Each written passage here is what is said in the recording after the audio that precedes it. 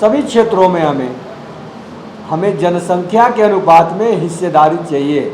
जिसकी जितनी संख्या भारी उसकी उतनी हिस्सेदारी। दोनों सरकार को मैं मंच की ओर से कोटि कोटि धन्यवाद और बधाई देता हूं और उनसे यह मांग करता हूं कि आप ग्राउंड लेवल पे, ग्राम स्तर पर जाकर के आपके बीएलओ जो हैं वो खाना पूर्ति करके और जाति आधारित जनगणना करा करके भेजने का काम कर रहे हैं। यह जो ओबीसी परिवार है इसको हम लोग ओबीसी नहीं मानते हैं। यह परिवार जो 24 लाख करोड़ सरकार को राजस्व आता है उसमें 17 से 18 लाख करोड़ ओबीसी परिवार के लोग सरकार को देते हैं, जिससे देश की अर्थव्यवस्था चलती है। और जो नौजवान साथी छात्र छात्राएं हैं उनको आप सभी क्षेत्रों में, सभी सरकारी और गैर सरकारी नौकरियों में उन्हें जनसंख्या के अनुपात में कम से कम 50% आरक्षण ओबीसी परिवार के लिए होना चाहिए। केंद्रीय कार्यालय में एक बैठक रखी गई थी, चिंतन बैठक।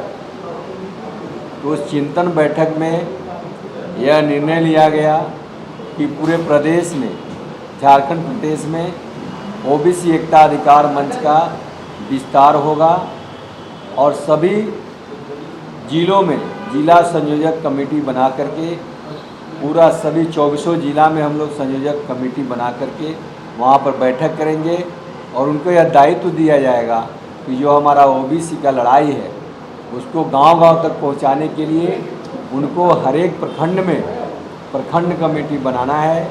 और हम सब मिल करके लगभग 52 से 53% लोग हम लोग झारखंड में निवास करते हैं और यह झारखंड राज्य ओबीसी बहुल राज्य है। कोई दूसरे लोग प्रोपेगेंडा फैलाते हैं कि कोई खास समुदाय बहुल राज्य है, मैं उसको सिरे से नकारता हूं, क्योंकि केंद्र सरकार और राज्य सरकार ने जो जाति आधारित जनगणना कराने का फैसला लिया है, दोनों सरकार को मैं मंच की ओर से कोटि कोटि धन्यवाद और बधाई देता हूं और उनसे यह मांग करता हूं कि आप ग्राउंड लेवल पे, ग्राम स्तर पर जाकर के आपके बीएलओ जो हैं वो खाना पूर्ति करके और जाति आधारित जनगणना करा करके भेजने का काम कर रहे हैं। इसलिए सरकार से हम मांग करते हैं कि आप अपने बीएलओ जो अभी जनगणना करता है, जो जनगणना करने जाएंगे पदाधिकारी, वो घर घर जा कर के उनकी जाति पूछ करके और जो उनकी जाति है सटीक जाति का आंकड़ा राज्य सरकार को और केंद्र सरकार को देने का काम करेंगे। और राज्य सरकार और केंद्र सरकार से हम लोग मांग करते हैं कि पूरे झारखंड प्रदेश में और पूरे देश में हमें जनसंख्या के अनुपात में ओबीसी परिवार को सभी क्षेत्रों में, चाहे वह शैक्षणिक क्षेत्र हो, चाहे वह राजनीतिक क्षेत्र हो, चाहे वह सरकारी नौकरी का क्षेत्र हो, चाहे गैर सरकारी नौकरी का क्षेत्र हो, चाहे उच्च शिक्षण संस्थानों में नामांकन की सुविधा हो, सभी क्षेत्रों में हमें जनसंख्या के अनुपात में हिस्सेदारी चाहिए। जिसकी जितनी संख्या भारी उसकी उतनी हिस्सेदारी। यह जो ओबीसी परिवार है इसको हम लोग ओबीसी नहीं मानते हैं। यह परिवार जो 24 लाख करोड़ सरकार को राजस्व आता है उसमें 17 से 18 लाख करोड़ ओबीसी परिवार के लोग सरकार को देते हैं, जिससे देश की अर्थव्यवस्था चलती है। चाहे वह ग्रामीण क्षेत्र में रह करके कृषि के माध्यम से वो राजस्व देते हो, चाहे वो खेतों की मालगुजारी के माध्यम से राजस्व देते हो, चाहे वह सुई से जहाज बनाने का काम ओबीसी परिवार के लोग, चाहे उनका कल कारखाना हो, चाहे वो छोटे छोटे कुटीर उद्योग हो, जैसे लोहार समाज को देख लीजिए, ऑर्गेनाइज तरीके से लोहा का सामान बनाने का काम करते हैं। कोयरी समाज को देख लीजिए, ऑर्गेनाइज तरीके से खेती किसानी करने का काम करते हैं। वो जादव समाज को देख लीजिए, ऑर्गेनाइज तरीके से पशुपालन का काम करते हैं। तो यह ओबीसी समाज का मतलब हुआ ऑर्गेनाइज बेस्ड कम्युनिटी।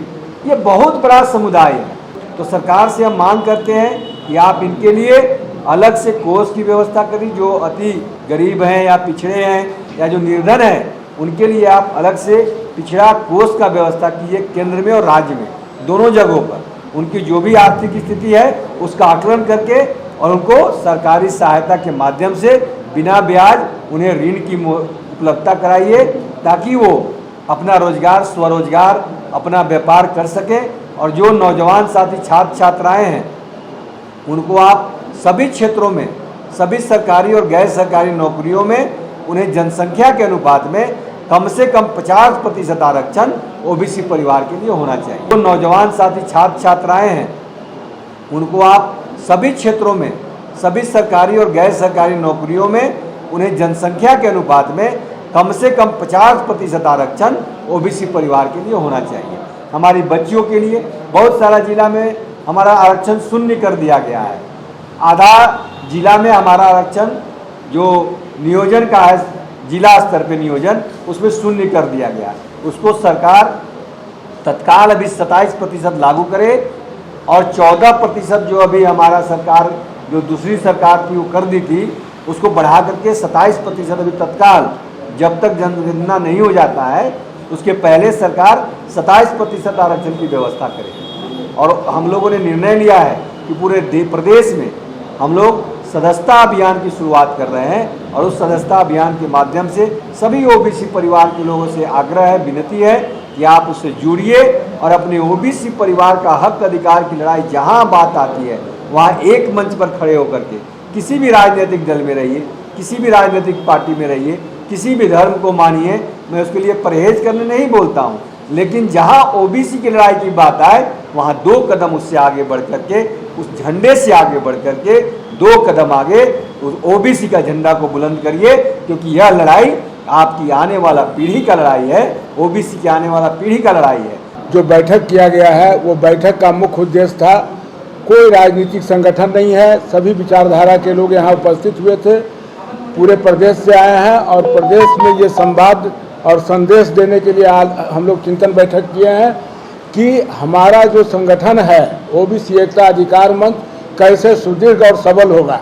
इसी पर ये चिंतन और परिचर्चाएं हुई हैं, जिसमें लोगों का विचार आया है कि प्रमंडलीय स्तर पर सबसे पहले हम लोग चुनाव पर्यवेक्षक का ये करेंगे, उसके बाद चुनाव पर्यवेक्षक को जिम्मा दिया जाएगा कि प्रखंड से लेकर जिला स्तर तक के वो कार्रवाई करेंगे और संगठन का गठन करेंगे। और संगठन करने के बाद हम लोग फिर केंद्रीय कमेटी का और जिला स्तर के कमेटी का गठन करते हुए पूरे राज्य में अवेयरनेस जागरूकता रथ का चलाएंगे और चला करके ओबीसी एकता मंच से जो जुड़े हुए परिवार हैं उनको जगाने का काम करेंगे, उनको आर्थिक रूप से, सामाजिक रूप से, राजनीतिक रूप से, शैक्षणिक रूप से उनका कैसे विकास हो इस बिंदु पर उनको जगाएंगे।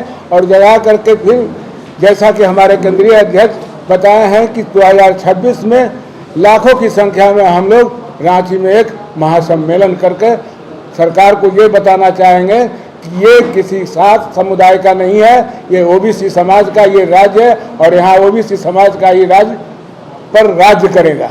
सरकारी परीक्षा की तैयारी का सबसे भरोसेमंद नाम NIBM। अच्छा कोचिंग ढूंढ रहे थे तो फिर गूगल में ही बताया कि यहाँ का रेटिंग भी बहुत अच्छा था। पुरुलिया से आए हैं यहाँ पर कोचिंग करने के लिए। NIBM के बारे में मेरे एक भैया हैं जो पिछले साल ही बैंकिंग यहीं से प्रिपरेशन किए और इस बार IBPS PO में सिलेक्शन लिए। मेरा अभी फाइनल सिलेक्शन हुआ है RRB PO में, उत्तर बिहार ग्रामीण बैंक में। मेरा फाइनल सिलेक्शन RRB PO में हुआ है। गोल, जहां 27 वर्षों के सफर में 17,000 से भी अधिक छात्रों ने डॉक्टर एवं इंजीनियर बनकर भरे सफलता की ऊंची उड़ान, जहां साधारण छात्र भी झारखंड टॉपर्स बनकर बना रहे इतिहास। दूरदर्शी शिक्षाविद श्री विपिन सिंह के मार्गदर्शन में मेडिकल एवं इंजीनियरिंग के लाखों छात्रों के लिए आशा की किरण के रूप में गोल, नेशंस लीडिंग इंस्टीट्यूट। बायोम सिर्फ मेडिकल प्रिपरेशन का संस्थान। बायोम से लगातार दूसरी बार नीट यूजी में 700 मार्क्स पार। 10th पास स्टूडेंट्स के लिए फाउंडेशन कोर्स, 11th पास स्टूडेंट्स के लिए फ्रेशर कोर्स और 12th पास स्टूडेंट्स के लिए टारगेट कोर्स 17 अप्रैल से शुरू हो रहे हैं। कॉल 7360066190 और visit Biome, circular road near women's college and Hinoo, Ranchi. thefollowup.in, like, share and subscribe.